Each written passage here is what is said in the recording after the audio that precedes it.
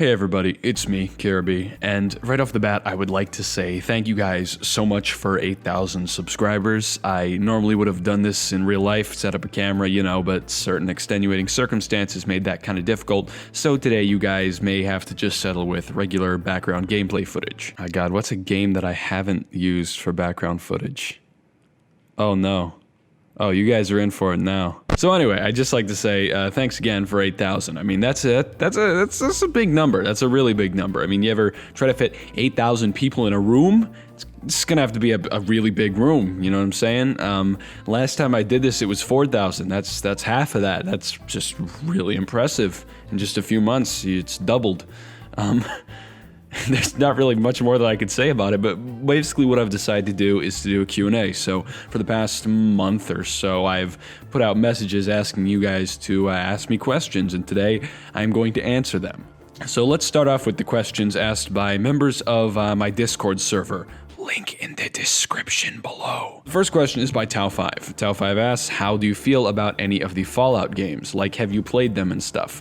I regret to inform you that no, I have not played them. So when I was younger, my dad used to play one of them. It might have been New Vegas or Fallout 3 or one of those on Xbox 360, and I would watch it all the time. So I got inundated with Fallout-related information, but I never actually played the games. I might consider doing them in the future, though. Xenon Cork 996 asked, is Alaskan snow better than lower 48 snow? That's a question I simply cannot answer because I have actually never been to the lower 48 while it was snowing, or at least not in recent memory. I might have gone when I was like 4, something like that. But I like the snow up here. Snow is one of my favorite types of weather. It's a heck of a lot better than rain, but I really have no basis for comparison. Mr. Dashin99 asked, does your ironic sense of humor transfer to real life?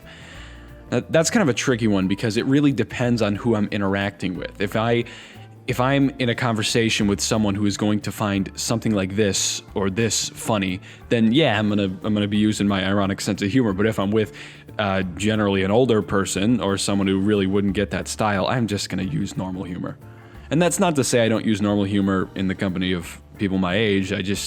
It really depends on the circumstances. Jarg asked, a literal perfect utopian society or have the grommet mug? Again, this is a question that doesn't really need to be asked. I mean, it should just go without saying. I was gonna buy it a few weeks ago, but then I discovered the site that sells the grommet mug is known for scams, so unfortunately I do not currently have it, but that should answer your question fairly well. Lucy Boy asks, what was it like growing up somewhere so detached from the rest of the country? I don't know, honestly. I definitely had a lot of spare time. That's part of the reason why I started doing videos to begin with, because there ain't really much to do here, so I kind of have to make my own things up. I can't just like go out and do something. And that's part of the reason why I start so many projects and sometimes don't finish them. Robert the Ant asks, planned chimp event or random chimp event? I had to read that question about 3 times before I could say it properly. Random chimp event or planned? That's a difficult question. I'm a big fan of planned because then I can like kind of get prepared. I can put on my best finery and I can like study up on chimp etiquette, before the event actually happens. But it really depends. The Dude asks, how did Captain Caribbe get introduced to the YouTube? This one, I think I might have said this before. I was introduced to YouTube probably in 2008 or 2009. I was still in elementary school, and someone sat me down after school and showed me it was a Niga Higa video. It was probably the big bouncy inflatable green ball. It might have been How to Be Ninja or one of those ones. But that was my very first introduction to YouTube, and I thought it was incredible. And I would watch like Fred and various unsundry things, and that's what got me onto it, and I've been watching ever since. Here's another Alaska question. Texas Blues asks, since you live in Alaska, the polar opposite of my state, Texas, could you handle the Texan heat? And I don't know if you've been or just know, but do you think it's entirely a desert? I get asked that a lot. So I'll answer the last one first. No, I don't think it's entirely a desert because this probably sounds stupid, but I've seen a lot of movies, I've seen a lot of pictures. I understand that it's a populated area just like pretty much everywhere else except Wyoming. And could I handle the heat? I really don't know. I'm gonna be honest. I'm not a big fan of heat. I prefer cold climate to warm climate. I mean, obviously.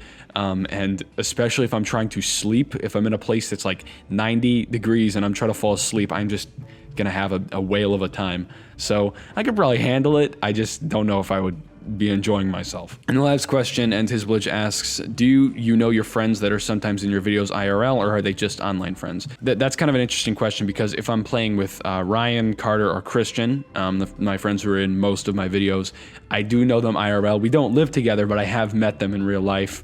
However, the videos that I've done with Sad Tyrone and that whole group, and the videos I've done with Mr. Dashend, I don't know them in real life. I've met them over the internet. They are very cool, but I've never actually met them in real life. So that's the end of the Discord questions. The rest of these come from YouTube. So, Holy Foley, Ryan, asked me, can you play us a guitar solo, and what's your favorite band? I'd play a guitar solo if my guitar was here, which unfortunately is not, but don't worry, I may do that at some point in the future. What's your favorite band? That's a tricky one. I really hate to sound like one of those people who says, oh, I don't listen to bands, I listen to songs, but it kind of is true for me.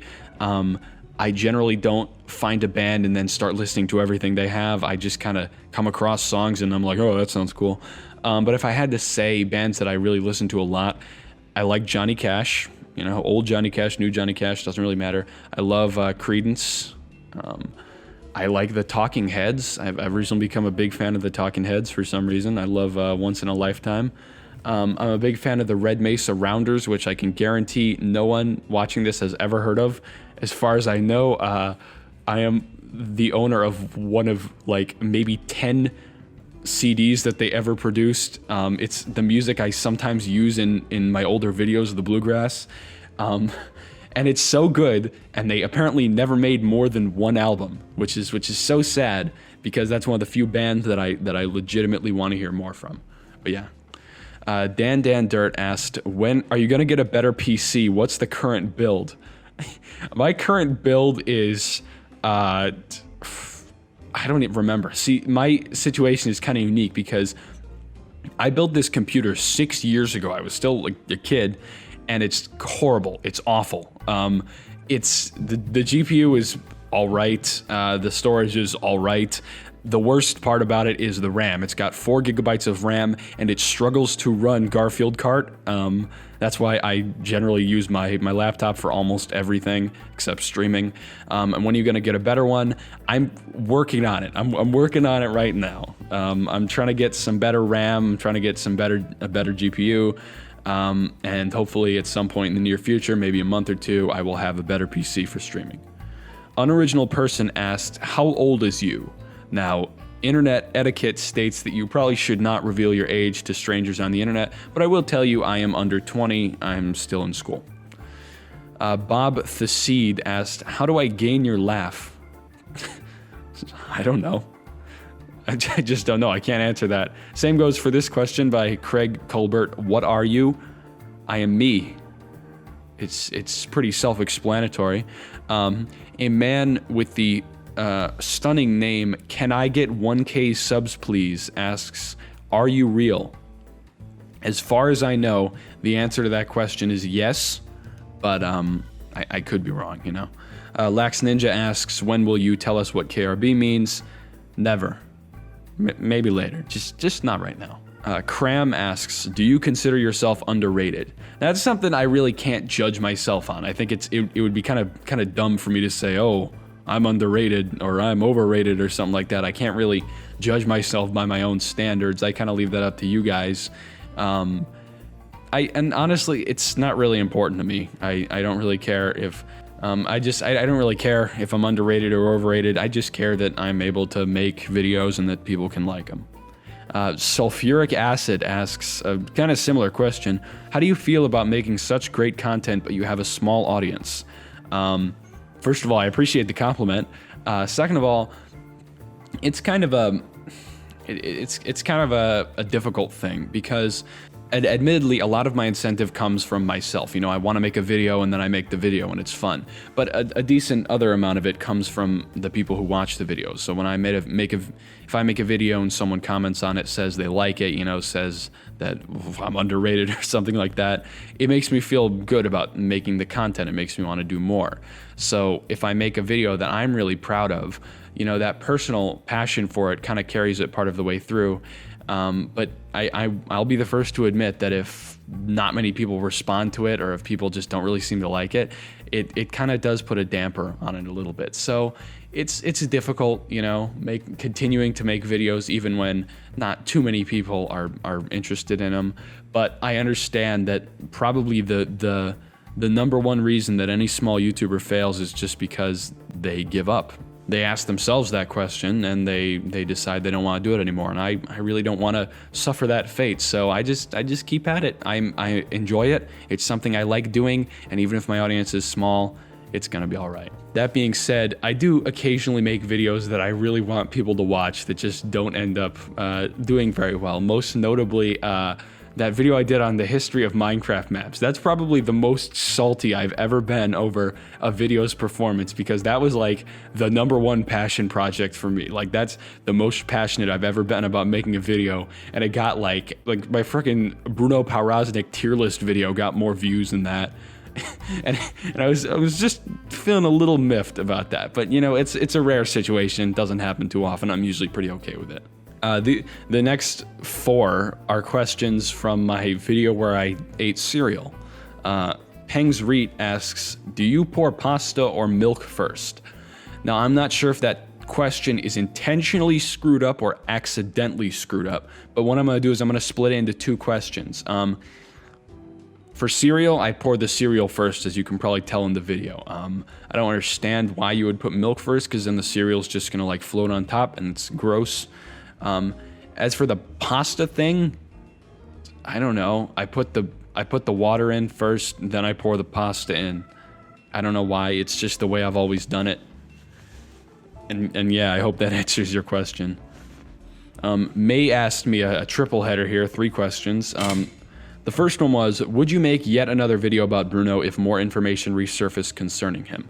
And that's kind of a loaded one, because my thoughts on Bruno right now is that basically we've found out pretty much everything we're going to find out. Because I think, in my opinion, the investigation on Bruno Powroznik should remain limited to his online presence. There's a lot of people who want to further it by trying to find him in real life, or trying to call him or go to his house or send him something.